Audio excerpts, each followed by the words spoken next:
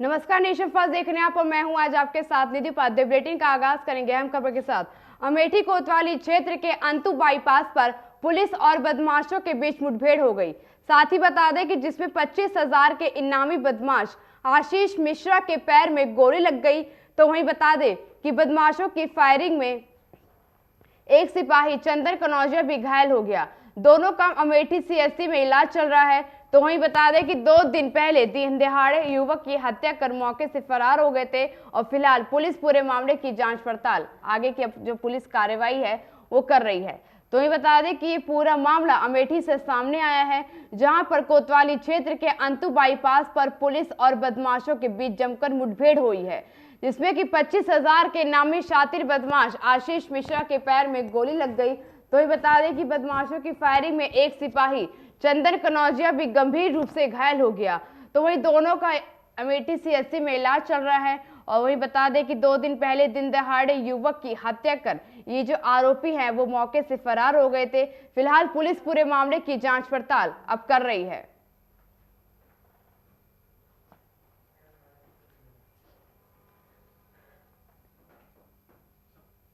Uttar Pradesh police के अमानवीय चेहरों की करतूतें अक्सर सामने आती रहती हैं। बिजनौर में भी पुलिस की ऐसी ही एक तस्वीर सामने आई है, जहां खाकी वर्दी पहने एक दरोगा गरीब सब्जी वाले के साथ दुर्व्यवहार करता हुआ नजर आ रहा है। गरीब सब्जी वाले के साथ खाकी वर्दी पहने दरोगा की करतूत की वीडियो सोशल मीडिया पर जमकर वायरल हो रही है।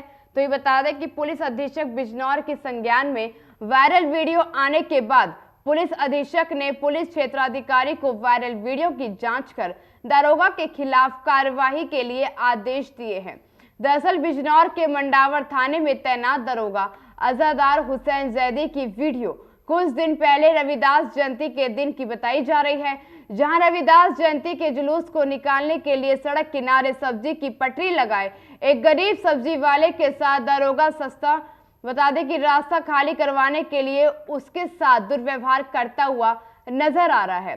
तो वही वायरल वीडियो में देखा जा सकता है कि दारोगा किस तरह सब्जी में लात मारकर उसका अपमान कर रहा है। और दारोगा की है मानवीय चेहरे की जो करतूत है वो बिजनौर के मंडावर क्षेत्र की है। तो ये बता दें उधर पुलिस अधीक्षक बिजनौर के संज्ञान में वायरल वीडियो आने के बाद पुलिस अधीक्षक ने पुलिस क्षेत्राधिकारी को वायरल वीडियो की जांच कर दारोगा के खिलाफ कार्यवाही के लिए आदेश दे दिए हैं।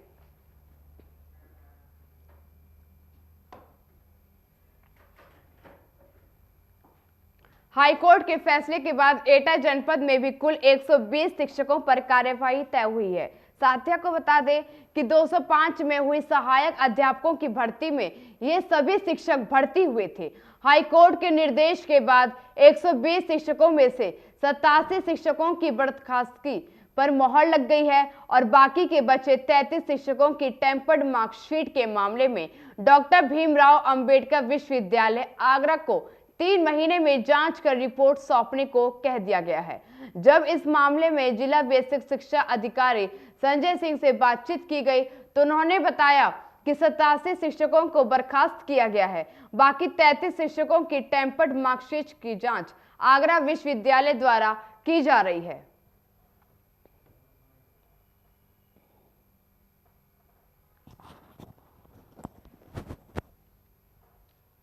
टोटल हमारे यहाँ 120 भारतीय शिक्षकों में नाम था, जिसमें से 33 टेम्पर्ड शिक्षक थे और 87 फेक टीचर थे। हाई कोर्ट का जो निर्देश है उसमें 87 फेक टीचर हैं उनकी सेवा समाप्त करने का आदेश जारी हुआ है। चूँकि यहाँ पर पूर्व में ही सेवा समाप्त किया जा चुका है, इसलिए वो सेवा समाप्ति पूर्व से ही लागू है, हमारे प्रभावी है। फर्रुखाबाद के फतेहगढ़ कोतवाली क्षेत्र के मसैनी चौराहे में 2 युवकों के बता दें कि झगड़े में लाइसेंसी बंदूक से फायरिंग हो गई, इससे कि अचानक फायर होने से क्षेत्र में दहशत फैल गई। तो ये बता दें कि इस दौरान बीच बचाव कर रहे लोग बाल बाल बचे। फिलहाल इस घटना का वीडियो सोशल मीडिया पर जमकर वायरल हो रहा है और घटना की जानकारी मिलते ही मौके पर पहुंची पुलिस पूरे मामले की कार्यवाही कर रही है। तस्वीरों में आप देख सकते हैं कि किस तरह से हवाई फायरिंग की जा रही है और इस दौरान बता दें कि झीना झपटी की जा रही है, लेकिन इस दौरान वहां फायरिंग हो गई। लेकिन बता दें कि लोगों के बाल बाल बचे होने की खबर सामने आई है, किसी के हताहत होने की अभी तक कोई खबर उसमें सामने नहीं आई है।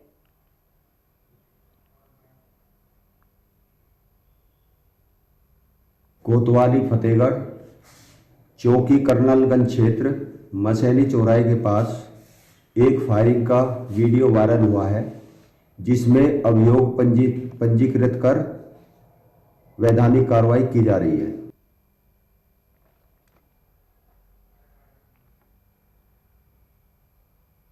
फर्रुखाबाद के थाना और कस्बा जहानगंज में उस वक्त हड़कंप मच गया जब शराब पीकर कस्बा में हंगामा करने की सूचना पर पुलिस पहुंची तो दारोगा उदयवीर ने शराबी कन्नौजी निवासी मुसाखिरिया को पकड़कर जीप में डाल दिया। इसके बाद शराबी ने जीप में जाते ही जीप के अंदर मारपीट करना शुरू कर दिया और सिपाहियों के साथ मारपीट कर शराबी ने जीप की स्टीयरिंग पकड़ी। तो ये बता दें कि जीप के अंदर मारपीट करने और स्टीयरिंग पकड़ने के कारण पुलिस की जीप अनियंत्रित होकर पलट गई। तो वहीं पुलिस की जीप पलटने से क्षतिग्रस्त हो गई और 2 सिपाही पंकज और आशु गंभीर रूप से घायल हो गए।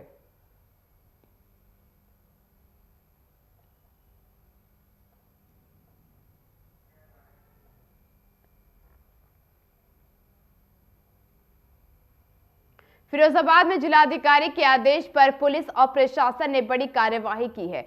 वहीं बता दें कि शराब माफिया सुखवीर सिंह यादव की 1 करोड़ की संपत्ति को जब्त कर लिया गया है। तो वही गांव में डोल नगाड़े बजाकर मुनादी कराई गई। तो बता दें कि पूरा मामला 3 महीने पहले का है, जहां थाना खैरगढ़ इलाके के शेखपुरा गांव में जहरीली शराब के सेवन से 3 लोगों की मौत हो गई थी, जिसमें कि पुलिस ने 11 आरोपियों को जहरीली शराब बनाने और तस्करी करने के आरोप में जेल भेजा था। इसमें बता दें सुखवीर को मुख्य आरोपी बनाया गया था, जिसमें आज एक बड़ी कार्यवाही अमल में लाई गई है। एसएसपी अजय कुमार के नेतृत्व में बिदरखा गांव में शराब माफिया की संपत्ति को ढोल नगाड़े बजाकर मुनादी कर कुर्की सील कर दी गई है।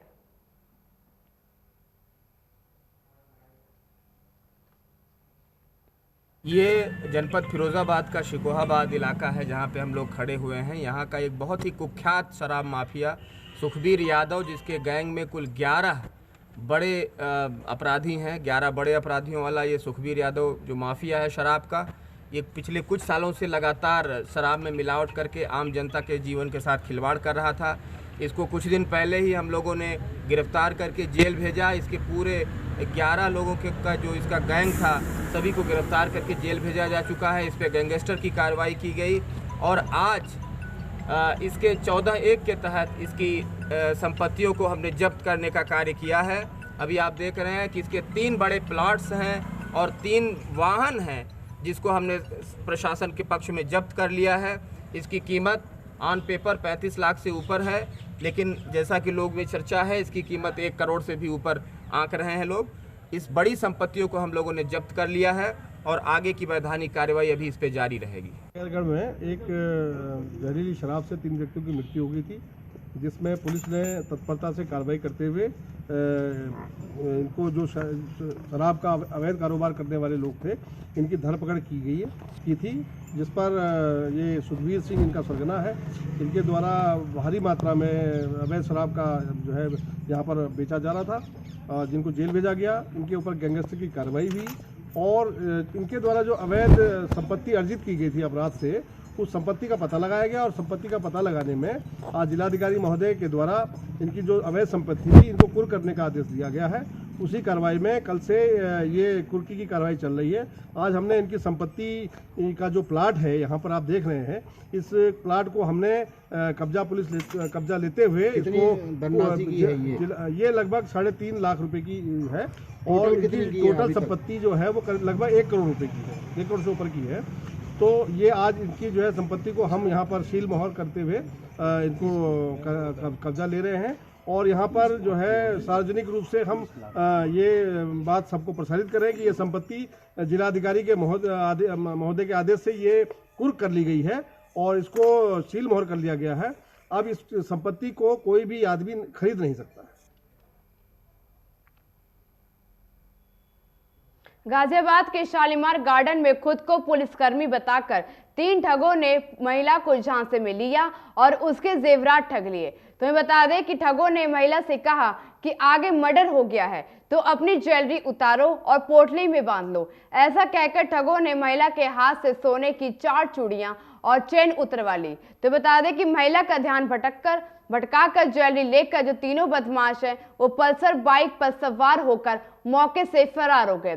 तो इस ज्वेलरी की कीमत लगभग 4 लाख रुपए बताई जा रही है। पीड़िता ने घटना की स्थानीय पुलिस को लिखित में शिकायत दी है और फिलहाल बता दें पुलिस है वो मामले की जांच पड़ताल कर रही है।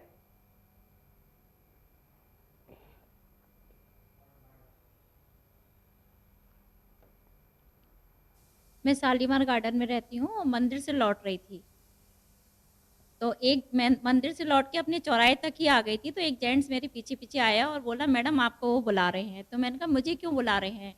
तो बोले नहीं आप आइए आपसे काम है ज़रा। तो मैं वहाँ गई तो उसने मेरे से बोला कि मैं पुलिस वाला हूँ और आगे जाके मर्डर हो गया है तो आप चेकिंग चल रही है यहाँ पे, तो आप साइड में आ जाइए। इतने में एक और लड़का आता है तो वो पहले मेरे को छोड़ के उसकी चेकिंग करने लगता है कि आपने बैग दिखाइए, बैग में क्या है और आपने ये चैन क्यों पहनी है, आपको पता नहीं है यहाँ पे मर्डर चोरी वगैरह होती हैं, आप चैन निकालिए और अपने कागज।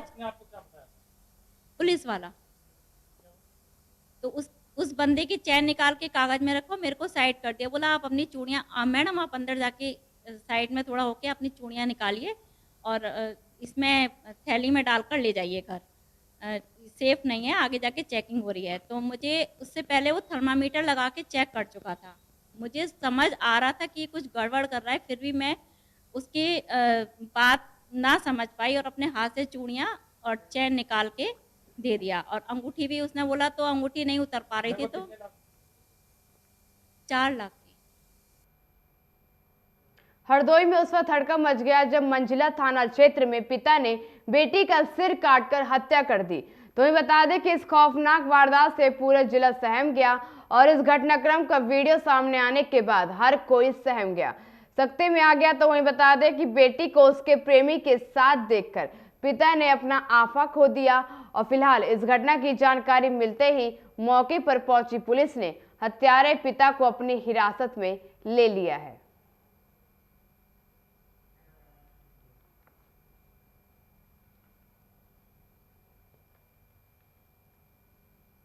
हाथरस की सासरी कोतवाली के गांव नौजलपुर में बेटी से छेड़छाड़ की शिकायत पुलिस से करने पर पिता को आरोपी गौरव ने अपने आधा दर्जन साथियों के साथ मिलकर आलों की खुदाई कर रहे शिकायतकर्ता पिता की हत्या कर दी। बता दें कि पीड़िता का कहना है कि आरोपी गौरव समाजवादी पार्टी का नेता है। इसकी तमाम फोटो बड़े बड़े नेताओं के साथ फेसबुक पर भी अपलोड है। तो वहीं प्रदेश के पूर्व मुख्यमंत्री अखिलेश यादव के कहने पर समाजवादी पार्टी का एक डेलीगेशन पूर्व केंद्रीय मंत्री रामजी लाल सुमन के साथ पिता के घर पहुंचे और उन्होंने वीरवार को यह विश्वास दिलाया कि वह आरोपी का साथ नहीं देंगे। तो वहीं बता दें उन्होंने आरोपियों को नेताओं से अधिक फेमस होने की बात कहकर यह भी कहा कि आज समाज का ताना बाना है, अपराधियों को ही ये पसंद करते हैं। तो वहीं इस घटना के लिए भारतीय जनता पार्टी को भी आड़े हाथों उन्होंने ले लिया है।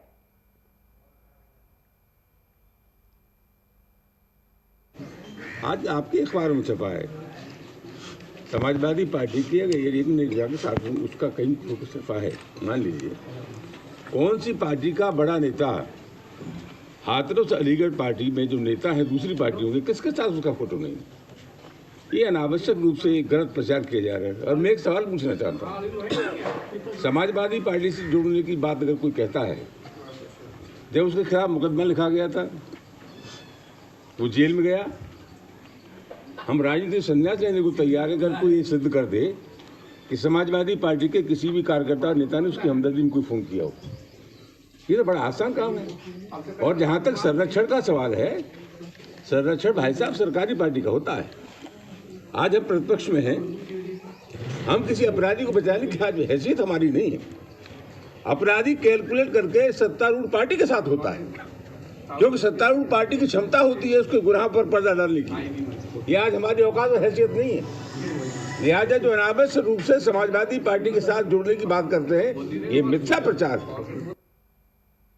हाथरस में थाना शास्त्री क्षेत्र के ग्राम नौजलपुर में पुराने विवाद के चलते महिलाओं के मध्य कहासुनी के उपरांत बता दें कि हत्या की घटना के संबंध में परिवार वालों द्वारा थाना सासनी पर 4 आरोपियों को नामजद करते हुए सुसंगत धाराओं में अभियोग पंजीकृत कराया गया है। तो अभियुक्तों की शीघ्र गिरफ्तारी के लिए पुलिस अधीक्षक हाथरस की कई टीमों का भी गठन कर दिया गया है। तो ये बता दें कि पुलिस ने त्वरित कार्यवाही करते हुए एक नामजद आरोपी ललित शर्मा पुत्र संतोष शर्मा को गिरफ्तार कर जेल भेज दिया है। और साथ ही बता दें कि इस मुकदमे में वांछित चल रहे 25,000 के 2 इनामी बदमाशों को पुलिस ने पकड़ लिया है। तो ये बता दें कि निखिल शर्मा पुत्र मनोज शर्मा निवासी नौजपुर को गिरफ्तार करने में महत्वपूर्ण सफलता पुलिस ने प्राप्त की है। और वही बता दें कि जो दूसरा आरोपी है उसको ही शीघ्र गिरफ्तारी के लिए इनाम घोषित किया गया है और गिरफ्तारी के लिए टीमें भी सक्रिय कर दी गई है। 1 मार्च की शाम थाना सासनी क्षेत्र के ग्राम नौजरपुर में हुई हत्या की घटना के संबंध में परिवारीजनों की लिखित तहरीर के आधार पर 4 नामजद व्यक्तियों के विरुद्ध हत्या का मुकदमा थाना सासनी पर पंजीकृत हुआ था, जिसमें त्वरित कार्रवाई करते हुए थाना सासनी पुलिस द्वारा एक नामजद आरोपी ललित शर्मा को गिरफ्तार कर जेल भेज दिया गया है तथा शेष वांछित अभियुक्तों की गिरफ्तारी हेतु उन पर इनाम घोषित किया गया है। इसी धरपकड़ के अभियान के क्रम में शेष बचे 2 नामजद अभियुक्त रोहिताश शर्मा तथा निखिल शर्मा, जिनकी गिरफ्तारी पर 25-25 हजार रुपए का। कानपुर में उस वक्त हड़कंप मच गया जब निरंकुश चौकी इंचार्ज देवनारायण द्विवेदी पर महिला ने थाने में जूते से पीटने का गंभीर आरोप लगाया है। तो ये बता दें कि महिला का आरोप है कि दारोगा देवनारायण द्विवेदी ने 50,000 रुपए घूस मांगे थे और घूस न मिलने पर गुस्साए दारोगा जी ने पूरे परिवार पर झूठा मुकदमा लिख दिया था। पीड़िता का आरोप है कि थाने में बंद कर दारोगा ने पीड़ित महिला और उसके मां के साथ जमकर बदसलूकी की और पीड़िता का नकाब भी खींच दिया। तो वहीं दारोगा देवनारायण द्विवेदी पुलिस कर्मियों के साथ खुद बैठके भूमाफिया और गौ तस्करी के आरोपियों को जमीन पर कब्जा करवा रहा है। इसका वीडियो भी बता दें वायरल हो रहा है।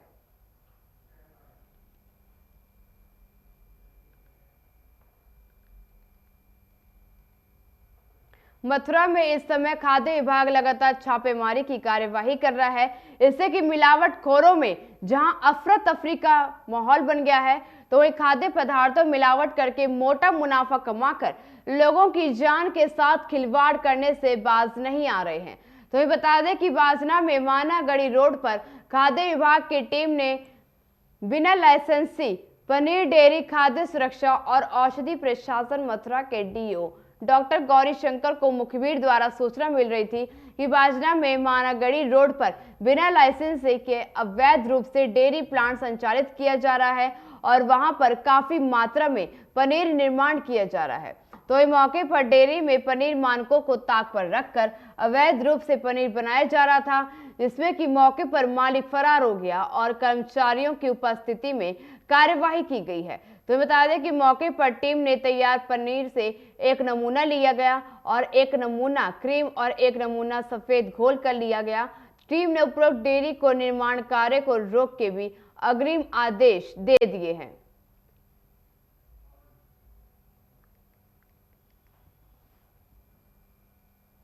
आज हमने एक बाजना क्षेत्र में एक मेहरामगढ़ी गांव पड़ता है, वहाँ मुख्य द्वारा हमें सूचना दी गई थी कि जो पनीर का निर्माण किया जा रहा है मानक के अनुरूप नहीं किया जा रहा, और जब उन्होंने वहाँ छापामार कार्रवाई की तो एक्चुअल में वो जो पनीर का प्लांट है विदाउट लाइसेंस चल रहा था और वहाँ गंदगी का अंबार लगा हुआ था, और जो पनीर का निर्माण किया जा रहा था वहाँ पर हमें रिफाइंड के भी कुछ टीन प्राप्त हुए, सफ़ेद रंग का घोल था, जिसे हमने नमूना लेकर जांच के लिए भेज दिया और उसे अग्रिम आदेशों तक उस प्लांट को सील कर दिया है।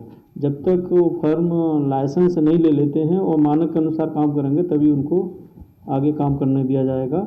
साथ ही बाजनाई क्षेत्र में एक देव ट्रेडर्स एक प्रतिष्ठान था, वहाँ पर भी हम लोगों ने कार्रवाई की, क्योंकि अरहर की दाल के हमने जो गत माह में जो नमूने लिए हैं वो नमूनों में टेट्राजीन केमिकल का पॉलिश पाया गया, जो कि हार्मफुल होता है, कार्सिनोजेनिक भी है, जिससे कैंसर का डिसीज हो जाता है। तो हमने सारी रिपोर्टों का अध्ययन करने के बाद जितना पूरे जनपद में अरहर की पॉलिश की दाल को प्रतिबंधित भी कर दिया है।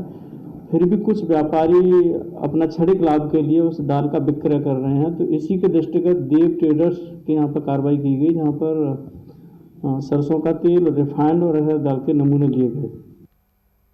पुलिस लगातार अपराधियों को मुठभेड़ में गोली का निशाना बनाते हुए अपराध पर अंकुश लगाने का दावा कर रही है, लेकिन फिर भी अपराधी बेखौफ होकर वारदातों को अंजाम दे रहे हैं। एक बार फिर आपसी रंजिश में गोलीबारी की गई है, इसमें कि सड़क से गुजर रही एक छात्रा को गोली लग गई।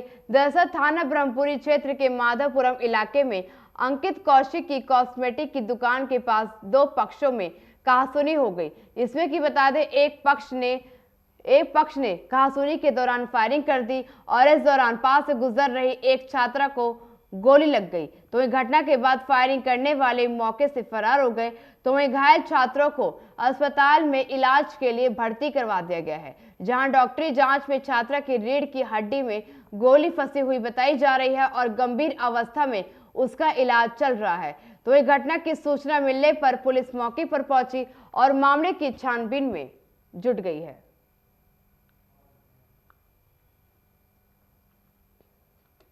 थाना ब्रह्मपुरी थाना क्षेत्र में 3 से 4 लड़के आपस में विवाद कर रहे थे। विवाद के दौरान ही उनमें से किसी लड़के ने फायर किया, जो बगल से गुजर रही एक लड़की को लगा। उसे तत्काल अस्पताल भिजवाया गया। उससे छर्रा लगा था और उसे सकुशल निकाल दिया गया है। लड़की की स्थिति बिल्कुल सामान्य है। सीसीटीवी फुटेज के आधार पर एक लड़के वेदांत की पहचान कर ली गई है, अन्य लोगों की पहचान की जा रही है। शीघ्र ही सभी लोगों को गिरफ्तार किया जाएगा। रतलाम में जिस प्रकार बीजेपी सरकार बेटी बचाओ बेटी पढ़ाओ का संकल्प दिला रही है, उसी प्रकार बीजेपी के रतलाम शहर विधायक चैतन्य कश्यप ने एक सभा के दौरान मंच से ही महिलाओं के लिए अभद्र टिप्पणी कर दी। इससे गुस्साए यूथ कांग्रेस और एनएसयूआई द्वारा बीजेपी शहर विधायक और सांसद का शहर के 2 विभिन्न चौराहे पर घास बाजार और 2 पत्ती घोड़ा चौराहे पर पुतला दहन किया गया। तो बता दें कि पुतला दहन के दौरान कांग्रेसियों ने काफी नारेबाजी की और कांग्रेसियों के इस पुतला दहन के दौरान काफी पुलिस बल मौके पर मौजूद रहा और फायर ब्रिगेड की गाड़ी बुलवा कर बड़ी जद्दोजहद के साथ पुतला दहन को रोकने की कोशिश की गई। इसमें बड़ी संख्या में कांग्रेस कार्यकर्ता एवं आला अधिकारी और कांग्रेस की यूथ एनएसयूआई भी शामिल थी।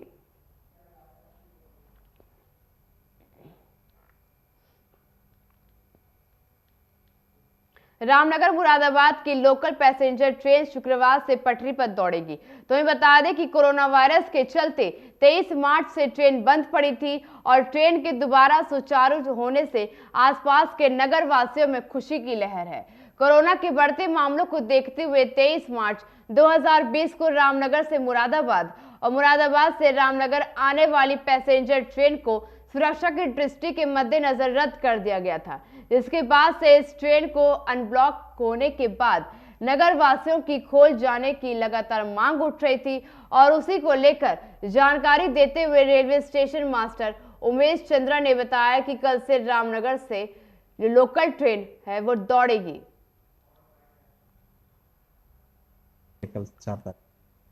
कल से यानी 4 तारीख से कल 2 पैसेंजर ट्रेन, एक आएगी एक जाएगी। वो मुरबा से चलेगी 4:30 बजे और यहाँ पहुँचेगी वो 6:45 पे और वही 05333 नंबर से चलेगी यहाँ से 7:25 पे रामनगर से और 9:30 बजे मुरादाबाद पहुँचेगी। यही ट्रेन चली है कल 4 तारीख से। सर इसके अलावा भी आगे कुछ और ट्रेनें चलाई जाएंगी? अब इसके धीरे धीरे पता चलेगा, ये तो अभी एक ही चल रही है। इस बुलेटिन में इतना ही। आप देखते रहिए नेशन फर्स्ट। नमस्कार।